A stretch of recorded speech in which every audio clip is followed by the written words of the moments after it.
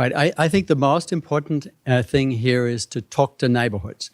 We've seen 2 assaults on neighborhoods in the last couple of years, one on Nobscot, who had an attempt to thrust high-density housing on them with no advance notice. In September last year, they found out about it.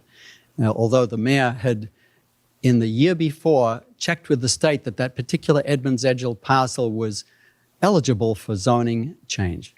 So there's that problem. I'm in this race because that community got inflamed, apart from other things like education.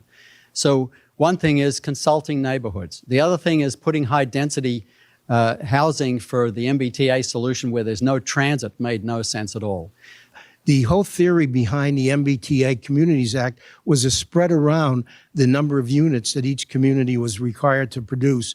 And that was the theory that the planning board and the planning department thought about when they made their original proposals. Meetings were held with many neighborhoods, and input was taken. Right, I think Nobscot was a really terrible situation where it was done at the last minute without consultation. Why do you inflame a neighborhood? You inflame them because you didn't consult them. You inflame them because you're trying to change a tranquil rural village, essentially, into high density. Could you imagine Edmonds-Edgell, if that area had 1,000 units put there? That was the original suggestion that came through the mayor's office to the planning board. And then it was knocked down to 500 in a public hearing. It eventually got crushed because 6 councillors out of 11 were going to vote against it. Thank you, Mr. Epstein. Mayor Sisitsky. The issue with Nobscot was a very complicated one. It was one of the areas of the city that was undertaken to study for spreading the housing around.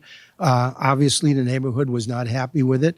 And as a result, the city council never voted to rezone it. So there's no impact up there because there's no zoning proposals going on there now.